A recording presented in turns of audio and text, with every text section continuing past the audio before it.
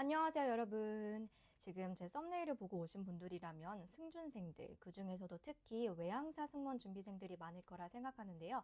현재 많은 외항사에서 한국인 승무원 채용을 열고 있죠. 그 중에 하나가 바로 홍콩항공사 캐세이 퍼시픽입니다. 지금 이제 준비하고 계신 분들이 있을 거기 때문에 제가 승무원 경력 전혀 없고 완전 생 신입으로 캐세이 퍼시픽 캐빈 크루에 어떻게 합격했는지 그 과정을 조금 자세하게 이 영상에 담아 볼게요. 자, 먼저 채용 과정은 다음과 같습니다. 1차로 홈페이지에서 서류 접수를 받고요. 2차로 비디오 면접을 봐요. 일명 하이어뷰 면접이라고 하죠. 3차는 대면 면접인데 대면 면접은 두 단계로 이루어져 있습니다. 1단계는 그룹 디스커션, 2단계는 1대1 파이널 면접. 그룹 디스커션을 붙어야 1대1 파이널 면접을 볼 수 있는 기회가 주어져요. 여기까지 다 통과를 하면은 채용 신체 검사를 받고 와야 합니다. 신체 검사까지 잘 통과하면 회사에서 나의 백그라운드 체크를 해요. 레퍼런스 체크라고 하는데 이 레퍼런스 체크 관련해서는 이따가 한번 다시 설명을 해드릴게요. 그리고 드디어 이제 홍콩에 언제까지 들어오세요 라고 회사에서 입사일을 통보해 줍니다. 자, 그럼 지원 자격 조건 먼저 볼게요. 만 18세 이상이셔야 하고요.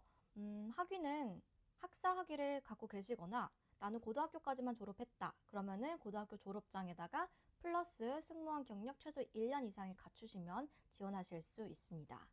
그리고 토익이나 IELTS 성적표를 내라고 하는데 있으면 내라는 거예요. 근데 이제 낼 때는 듣기와 읽기, 토익의 경우는 각각 325점 이상이어야 되고 IELTS는 아카데믹으로 밴드스코어 6.0 이상이라고 써 있습니다. 2022년 4월 1일 이후에 응시한 시험 성적만 유효하고요. 나 토익도 없고 IELTS도 없다? 그래도 지원 가능하세요. 대신 이런 분들은 이제 추후에 캐세이에서 자체 영어 테스트를 보라고 연락이 와요. 그 자체 영어 테스트 보시면 되니까 토익 없고 IELTS 없다고 포기하지 마시고 지원 꼭 한번 해보세요. 자, 미니멈 암리치 오브 208cm라고 되어 있는데 이거 암리치 208cm 어떻게 재냐면 이제 발을 이제 발가락 끝으로 까치발로 서서 한쪽 팔만 벽에다 쭉 이렇게 대어 쭉 올려서 이 손가락 끝이 208cm 높이에 닿기만 하면 됩니다. 줄자로 내 손가락 끝이 208cm 이상 닿는지 확인해보고 지원을 하세요. COVID-19 백시네이션 서티피켓 2차까지만 맞으시면 돼요. 3차가 안 맞으셔도 돼요. 2차까지만. 마지막으로 뭐 당연한 얘기지만 다 합격하고 홍콩에 입국하면은 캐시 퍼시픽 본사에 가서 마약 검사를 해요. 마약 검사를 모발로 하는데 이렇게 한 다음에 왼쪽 두피, 그다음에 오른쪽 두피, 그다음에 뒤통수 두피 가위로 싹둑 이렇게 잘라가더라고요. 그래서 출국 전에 뭐 제가 수술을 해야 되는데 뭐 수면 내시경을 해야 되는데 수면 마취 성분도 뭐 마약 검사에 걸리나요? 뭐 이렇게 좀 걱정하시는 분들이 단톡방에 있더라고요. 회사에서 검사하는 마약류는 요 종류예요. 1단계 서류 접수입니다. 서류 접수는 사이트에서 하면 돼요. 그 중에 제가 설명드리고 싶은 거는 바로 4번 항목 CV입니다. 여기서 CV는 영문 이력서를 말해요. 질문 1. 영문 이력서 양식은 어디서 구하나요? 영문 이력서 양식은 구글에 CV form 뭐 이런 식으로 치면은 나옵니다. 내가 쓰기 편한 양식 아무거나 다운받아서 쓰시면 돼요. 그리고 내가 엄청난 스펙과 이력을 갖고 있는 사람이 아닌 이상 CV는 한 장을 넘기지 않습니다. 한쪽 면에 다 채우셔야 돼요. 질문 2. CV에 증명사진을 붙여야 하나요? 캐슬퍼시픽은 증명사진 안 붙여도 돼요. 뭐 당연히 붙이고 싶으면 붙여도 됩니다. 질문 3. CV의 job description은 어떻게 쓰나요? 이 job description은 뭐냐면은 내가 이 회사에서 어떤 직무를 했는지 뭐 한 개에서 두 줄 정도의 두 개의 내용을 쓰면 돼요. 이 부분 어떻게 써야 할지 막막할 수 있는데 우선은 내가 담당한 주 업무를 쓰면 돼요. 그 중에서도 내가 좋은 성과를 낸 프로젝트가 있으면 그런 것도 한 줄 써주면 좋고요. 또는 나는 면접관으로부터 이런 질문을 받고 싶어. 나한테 유리한 질문이 들어올 수밖에 없는 내용을 한 줄로 job description에 쓰면 됩니다. CV job description 어떻게 쓰는지는 유튜브에 설명이 많이 나와 있기 때문에 이런 거 참고하셔도 되고요. 내가 이렇게 유튜브를 잘 찾아봤는데도 영어로 글 쓰는 게 너무 어렵다 하시는 분들은 챗GPT의 도움을 받으시는 것도 좋습니다. 처음에 이제 챗GPT한테 이렇게 입력을 시켜보세요. 나 영문으로 이력서, CV 써야 하는데 내가 한국어로 치면 영어로 번역을 좀 해줄 수 있니? 아니면 내가 이제 영문 CV에 이런 내용을 쓰려고 하는데 이게 문법적으로 맞아? 뭐 표현이 괜찮아? 이런 식으로 이제 질문을 해서 그 해당 내용을 챗GPT에 입력을 하면은 챗GPT가 이제 영문 CV에 들어갈 그런 스타일로 교정을 해줍니다. 저 같은 경우는 이게 앞에 동사들을 다 좀 다양하게 써줬어요. 다 나 뭐 했다 해갖고 뭐 did 이렇게 쓰면은 좀 별로니까 이제 좀 다양한 동사로 써줬고, 그리고 제가 드리고 싶은 팁, 조언이 있어요. 만약에 내가 일한 직장이 여러 곳이야. 저 같은 경우는 일한 기간이 1년, 뭐 2년 이상 조금 길었거나 근무 기간이 짧았더라도 나의 역할이 중요해서 내가 자랑하고 싶은 얘기가 있는 회사 위주로 썼고요. 그리고 여기서 또 하나 더 팁을 드리자면, 내가 그 회사에서 일을 했을 때 나의 상사나 부서원들과 관계가 좋았던 회사들 위주로 CV에 적는 거를 추천합니다.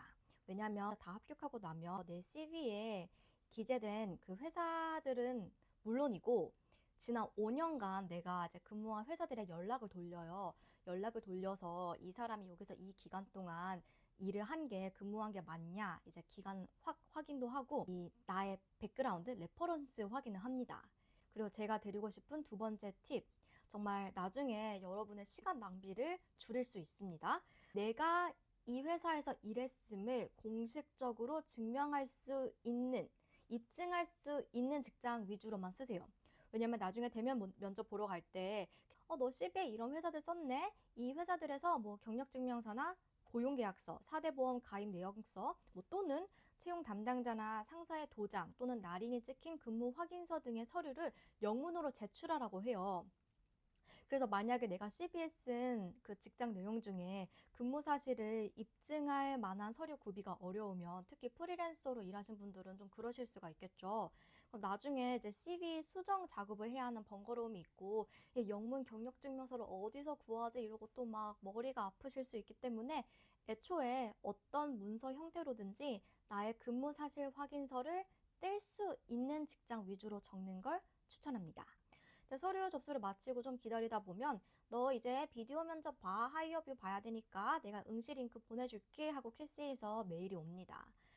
지금 블로그랑 카페에 기출이 다 공개돼 있죠. 그 전에 그럼 하이어뷰 촬영 어떻게 해야 돼요? 노트북이나 스마트폰으로 하시면 됩니다. 이제 채광이 잘 들어오는 곳에서 내 음성이 잘 들어가도록 주변 소음이 없는, 인터넷이 잘 터지는 공간에서 찍으면 됩니다. 혹시 하이뷰 보다가 내 폰으로 갑자기 문자나 전화가 오면 어떡하지? 이런 걱정이 되신다면 핸드폰 비행기 모드로 해놓으시고 와이파이로 인터넷 연결하고 하이뷰 보시면 되겠죠? 또 많이 궁금해하시는 게 하이뷰 때 헤어랑 메이크업 어떻게 해야 돼요? 옷은 뭐 입어야 하나요? 인데 합격자 후기들을 보면 그냥 깔끔하고 단정하면 됩니다. 그냥 내 얼굴이 가장 잘 나오는 컬러와 핏의 셔츠나 상의를 입으시면 되고요. 뭐 그렇다고 막 머리가 산발이거나 잠옷을 입고 찍거나 막 노출이 심한 옷을 입고 찍으면 좀 그렇겠죠? 다음으로 제가 하이어뷰 답변을 어떻게 했는지 공유해 드릴게요.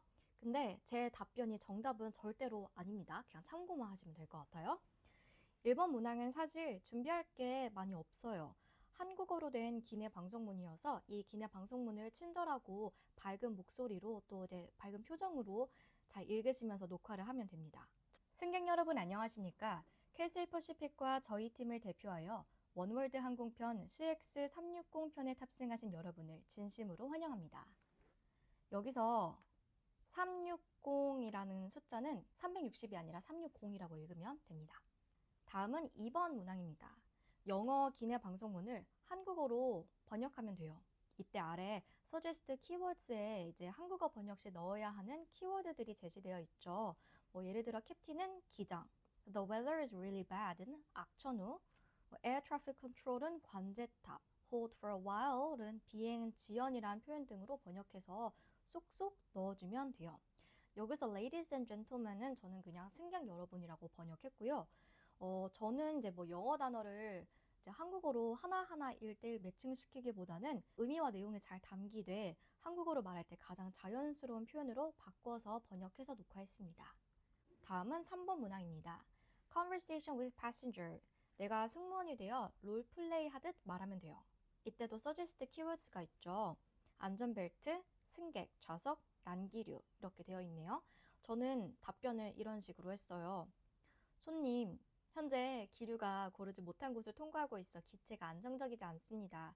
좌석으로 돌아가셔서 안전벨트를 착용하시고 잠시 기다려 주시겠습니까?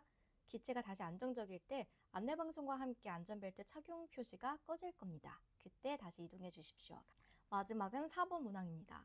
suggest 키워드에 수건이랑 셔츠가 있죠. 이 수건이랑 셔츠를 넣어주시면 돼요. 저는 이런 식으로 답변을 했어요. 손님, 너무 죄송합니다. 제가 셔츠를 닦을 수 있는 수건을 바로 가져오겠습니다. 잠시만 기다려 주십시오. 그리고 저의 개인적인 경험을 덧붙여서 손님, 셔츠에 묻은 얼룩은 치약이나 비누로 재빨리 세탁하면 많이 옅어지는데 한번 시도해 보시겠습니까? 하고 손님께서 갖다 달라고 하시면 비누와 치약을 함께 제공하겠습니다.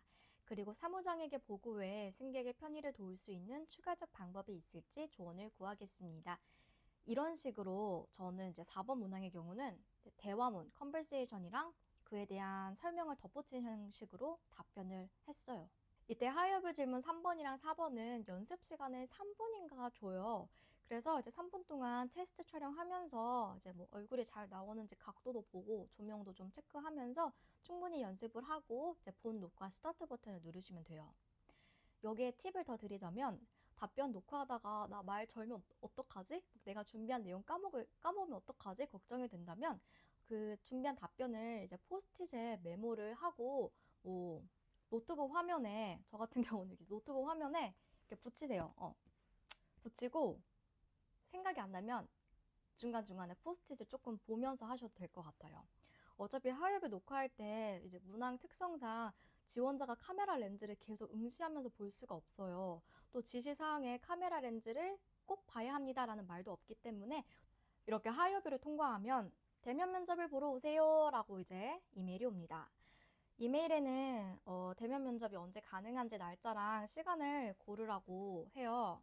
그래서 고르면 되는데 이때 하이에뷰 제출을 빨리 한 지원자들이 좀 유리한 게 그러면 그만큼 남아있는 날짜가 많아서 내가 편한 날짜랑 시간을 고르기가 좋아요.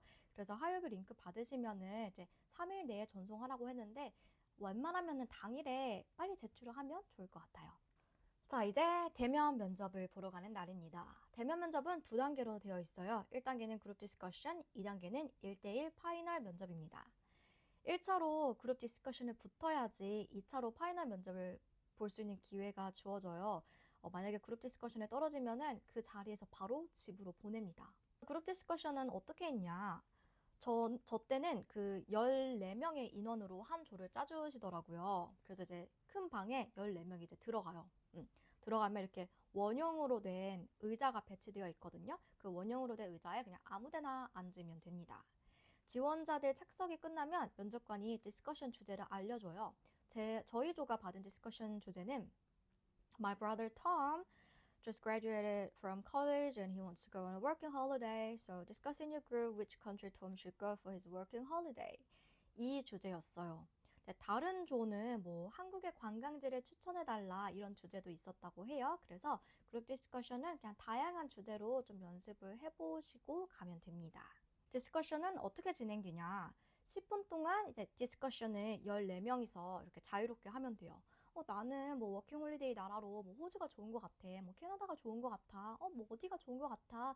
맞아. 나도 너의 생각에 동의해. 근데 이건 어때? 이런 식으로 자유롭게 토론을 합니다. 10분이 땡 끝나면은 이제 면접관이 이제 5분 동안 이제 한 사람씩 이제 내용을 좀 발표를 해보렴 이런 얘기를 해요. 그때 이제 한 명씩 뭐 일어나서 이제 내용 정리, 뭐 발표를 짧게 하면 됩니다. 제가 이제 시험을 보고 느낀 건 그룹 디스커션에 안 떨어지려면 1번 디스커션에 꼭 참여를 하세요. 10분 내내 아무 말도 안 한 사람들은 다 떨어지셨어요. 2번 팀워크를 꼭 보여주세요. 그 면접관이 디스커션 할 때 너네들 팀워크 꼭 보여줘 하고 강조를 하세요. 이때 이 면접관이 의미하는 팀워크는 조원들 모두가 다 토론에 참여할 수 있도록 소외되는 사람이 없도록 서로 도와주라는 의미입니다. 실제로 이제 성격이 많이 내성적인 분들은 처음 보는 사람들이 여럿이 이제 모인 자리에서 적극적으로 막 대화를 끼는 걸 어려워하실 수도 있잖아요. 그래서 만약에 이제 우리 그룹에 참여를 잘 못하고 있는 지원자가 있다면 그 지원자도 발언의 기회를 얻을 수 있도록 이제 눈을 마주치면서 Hey, 뭐 What do you think? Do you have any ideas? 이런 식으로 먼저 말을 걸어주는 태도를 보이면 좋아요. 이제 캣세이가 원하는 팀워크는 이제 크루들끼리 서로 챙겨주고 도와주는 자세이기 때문에 나 영어 잘하고 막 좋은 의견 많다고 막 디스커션 되네 혼자 폭주하시지 마시고 절대 챙겨주는 이런 모습도 보여주면 좋습니다. 한 가지 더 드릴 팁은 디스커션 할 때 다른 사람들은 어떤 의견을 냈는지 한 개에서 두 개 정도는 꼭 머릿속으로 기억을 해두세요. 왜냐면 10분 정신없이 지나가니까 10분 종료 딱 치고 나면 엥? 여태 우리 무슨 얘기 나눈 거지? 누가 무슨 말을 했더라? 하고 생각이 잘 안 날 수가 있어요. 그래서 저는 다른 조언이 제시한 의견 중에 인상적이었거나 내가 기억하기 쉬운 내용은 계속 머릿속으로 기억하면서 아, 저분이 아까 저런 말씀 하셨지 외우면서 이제 제 발언도 하고 토론도 참여했습니다. 자, 그럼 여기서 제일 중요한 거. 그룹 디스커션 때 영어 실력은 어느 정도여야 하나요? 제 그룹도 그러고 제 주변 합격자들한테도 물어보니까 영어를 못하시는 분은 없었더라고 하더라고요. 근데 그렇다고 영어가 막 원어민 수준이어야 되는 건 절대 아니고요. 문법, 어휘력, 표현력이 부족하더라도 나의 생각을 버퍼링 없이 영어로 구사하실 수 있으면 됩니다. 영어로 듣고 말하고 하는 거 두렵지 않다. 영어로 일하는데 큰 무리 없다 정도면 될 것 같아요. 원어민급을 요구하는 건 절대 아닙니다. 자, 이렇게 10분간의 디스커션이 끝나면 5분간 발표를 합니다. 저희 조는 그냥 그 앉은 번호 순서대로 한 명씩 일어나서 발표를 했어요. 제가 이제 1번 자리에 앉아 있어서 제가 먼저 이제 일어나서 두세 문장 정도로 발표했어요. 제 기억으로는 뭐 이렇게 말했던 것 같아요. 저희 조는 워홀 국가로 캐나다를 추천합니다. 그 이유는 캐나다는 뭐 퀘벡, 몬트리올과 같은 프랑스 문화권도 있어서 워홀을 하는 동안 영어권뿐만 아니라 프랑스 문화권도 체험해 볼 수 있기 때문입니다. 이렇게 말을 했습니다. 이때 5분 발표 때 주의할 점이 한 명씩 돌아가면서 하다 보면 누구는 의도치 않게 말을 길게 할 수도 있잖아요. 그렇게 누구 한 분이 말을 길게 하다 보면은 다른 몇몇 분들, 이제 뒤에 분들은 말할 수 있는 시간이 없는 거예요. 그냥 5분이 끝나버리면 땡! 하고 끝나버리거든요. 그래서 이제 각자 발표 시간을 잘 안배해서 다들 한 번씩은 일어나서 발표할 수 있도록 하면 좋겠죠. 실제로 저희 조의 마지막 분이 5분이 다 지나버려서 발표를 못 하셨거든요. 근데 그분 합격하셨어요. 그래서 이거 보면은 이제 5분 발표보단 10분 디스커션 때 잘 참여하시고 팀워크를 보이면 합격하실 수 있습니다. 그래도 막상 시간 부족으로 내가 발표를 못하게 되면 속상하니까 조원들끼리 우리 이따 5분 발표할 때 한 사람이 너무 길게 말하지 말자 이렇게 협의를 봐도 좋을 것 같아요. 이렇게 그룹 디스커션까지 통과하면 마지막 관문인 1대1 파이널 면접이 여러분을 기다리고 있습니다. 파이널 면접은 한 사람당 평균 한 25분 정도 보는 것 같아요. 전 한 20분 본 것 같거든요. 그래서 대기가 길어질 수도 있으니까 그 면접 날 간식이나 다과, 물 이런 거 챙겨가면 좋을 것 같아요. 저 때는 파이널 면접을 그 면접관이랑 저 사이에 책상 하나 두고 되게 가까이서 봤어요. 그래서 막 서로의 얼굴과 표정이 너무 잘 보이는 거예요. 그래서 만약에 이번에도 이렇게 가까이 본다면 밝은 표정과 예의 바른 태도, 또 이제 반듯한 자세를 끝까지 잘 유지하면 좋겠죠? 이제 기본적으로 자기소개, 왜 케빈 크류가 하고 싶은지, 왜 캐시 퍼시픽이어 하는지, 너가 생각하는 좋은 고객 서비스란 이런 이제 외항사 승무원 면접 기출로 준비하시면 됩니다. 승무원 준비 카페랑 뭐 블로그에 면접 뭐 예상 질문들은 많이 올라와 있기 때문에 그 리스트 쫙 뽑아서 나만의 답변을 만들어 주시면 돼요. 그 다음에 준비해야 될 게 바로 이제 나의 CV, 이력서 바탕 질문들입니다. 저는 이제 캐세이 지원 전에 완전히 다른 분야의 일을 했어서 그 면접관이 너 왜 하던 직업 안 하고 케빈 크류 지원하게 됐냐라고 질문을 하더라고요. 그래서 이제 파이널 면접 준비 때는 이렇게 두 단계로 준비하시면 될 것 같아요. 1차적으로는 승무원 공통 이제 예상 질문들 준비하시고요. 2차적으로는 내 이력서를 분석해서 내 이력서 중에 이 부분은 이런 질문 할 것 같다. 아니면 뭐 이 부분에서 이런 공격 질문을 할 것 같다. 그런 질문 따로 만들어서 이제 그거를 이제 잘 커버 칠 수 있는 아니면 좀 약간 나의 장점을 어필할 수 있는 그런 답변들 준비해 가세요. 제가 받은 질문들로 이제 기억에 남는 거는 고객 서비스를 제공한 경험이 있냐? 이전 직장에서 일할 때 어떤 점이 어려웠냐? 너의 직장 동료들이 널 어떻게 평가하는지 말해봐라. 너의 장기적 목표, 5년 목표였나? 장기적 목표는 뭐냐? 이런 질문 들어왔습니다. 자, 저는 모든 답변에 저의 실제 에피소드를 넣었어요. 너무 모호하게 얘기하면 진실성이 없을 것 같아서 불리한 꼬리 질문이 들어오지 않을 것 같은 선에서 솔직하고 구체적으로 얘기하려 했습니다.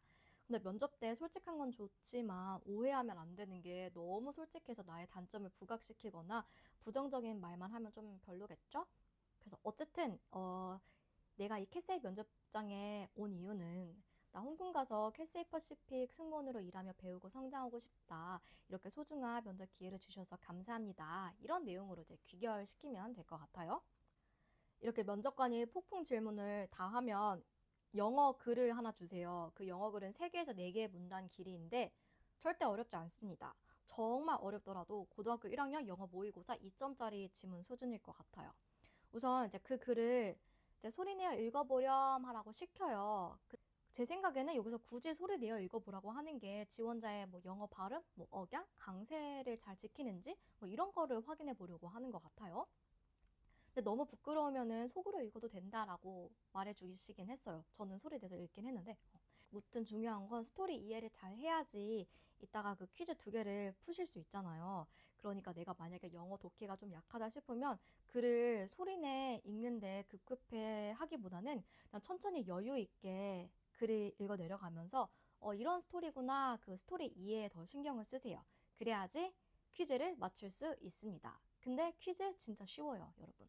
걱정 안 하셔도 됩니다. 자, 이렇게 퀴즈까지 다 맞추면 면접관이 너 합격했어. 이제 홍콩 비자 신청하는 방으로 내가 너 데려다 줄게 라고 말을 합니다. 이때 비자 신청 서류를 제출하면서 캐스의 직원분이 채용 신체 검사 언제 할지 그 날짜랑 시간을 정하라고 해요. 고르라고 하는데 그 선택지가 많이 없긴 한데 이제 여성분들은 이때 생리기간을 최대한 피해서 채용 검사 날짜를 잡으시길 바랍니다. 왜냐하면 검사 항목에 소변 검사가 있어요. 그래서 소변 검사 때문에 여성은 생리기간을 피해서 검사하는 게 좋다라고 나중에 그 안내 메일이 오더라고요. 무튼 뭐 이래저래 나중에 날짜를 변경해달라고 요청하면은 번거로우니까 최대한 안전한 날짜로 이 메디컬 검사 날을 잡는 게 좋습니다. 자, 이렇게 파이널 면접까지 보고 온 사람으로서 이 채용 과정에 대한 느낀 점은 키세이가 정말 이 사람 자체를 보고 뽑아간다라는 느낌이 들었어요. 헬세이는 뭐 나이, 뭐 기혼, 미혼, 유무, 경력 유무, 뭐 이미지 이런 거를 따지지 않고 그냥 이 사람이 이 직무에 대한 열정이 있는지 가치관과 태도가 건강한지 그런 거를 좀 보고 사람을 뽑아가려는 느낌을 받았습니다. 근데 영어 못하면 떨어지긴 해요. 또 현재 캐세이가 코로나 시기 때 어려움을 겪고 인력이 부족해서 대규모 채용을 진행 중이라고 해요. 이런 걸 보면 항공사 취업은 타이밍도 정말 중요하구나라는 생각을 하게 됐습니다. 그래서 지금 채용 이제 준비하고 계신 분들 이번 기회를 잘 활용하셔서 다들 좋은 결과 있으시길 바랍니다. 그리고 마지막으로 정말 드리고 싶은 말은 저의 경우 캐세이 서류 접수일로부터 실제로 홍콩에 입국하기까지 5개월 정도가 걸렸어요. 지금 다른 분들도 최소 5개월 정도 걸리셨거든요. 캐세이에서 너 몇 월 며칠까지 홍콩에 입국해줘 라는 안내 메일을 받았을 때 그때가 가장 이제 정확한 거니까 그때 뭐 퇴사든 뭐든 결정을 하시길 바랍니다. 그럼 저 이번 영상이 외항사 승준생들에게 많은 도움이 되었길 바라면서 인사드릴게요. 안녕.